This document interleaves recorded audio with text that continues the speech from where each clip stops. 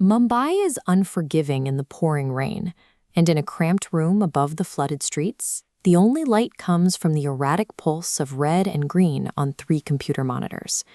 By day, Arjun Mehta was just another voice on the line at a massive call center, but at night, he was trying to conquer the global financial markets from a cheap laptop.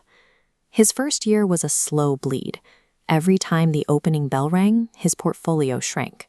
He poured his salary into trades, isolated himself from his friends, and watched his self-confidence completely evaporate. The people around him gave the usual warnings. They told him the stock market was a casino, a rigged game where guys like him were guaranteed to lose everything. For most retail investors, this is exactly where the story ends. The default outcome in trading is a cycle of financial loss leading to severe emotional exhaustion, until you simply give up.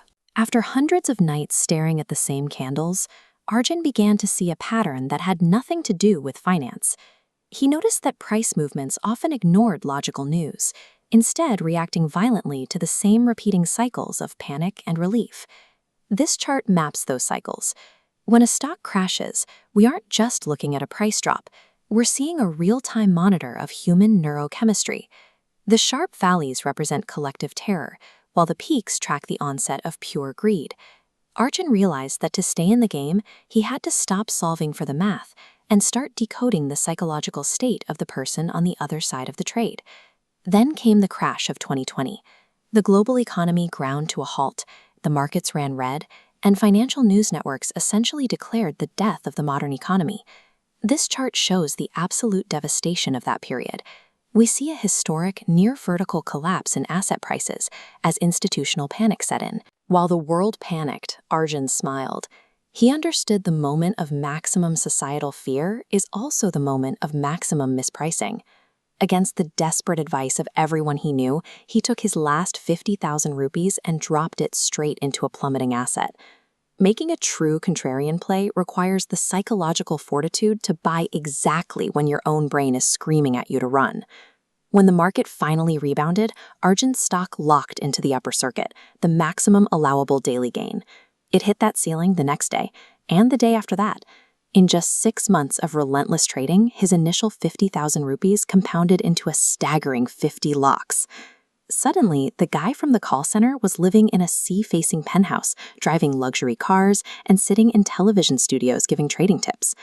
But sudden, massive wealth shuts off analytical caution and replaces it with a feeling of absolute invincibility.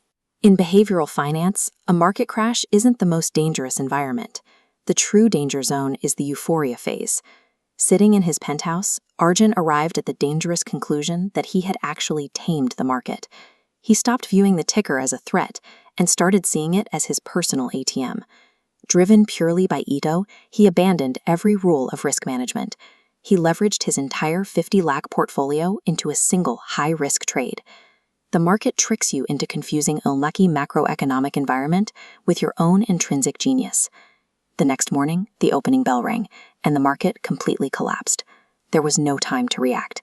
In exactly 3 hours, the fortune that took 6 grueling months to build was completely vaporized. The television interviews were over. He was right back where he started, sitting in a silent room, bathed in the red glow of his monitors, listening to the Mumbai rain.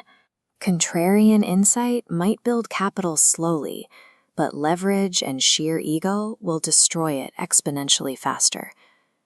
But this time, Arjun stood up, looked at the wreckage of his portfolio, and smiled. He finally understood that the market is just a mirror reflecting your own internal flaws. It will eventually humble anyone arrogant enough to think they can control it. Success in the stock market comes down to psychological resilience. It requires a trader to survive their own arrogance and find the strength to start over.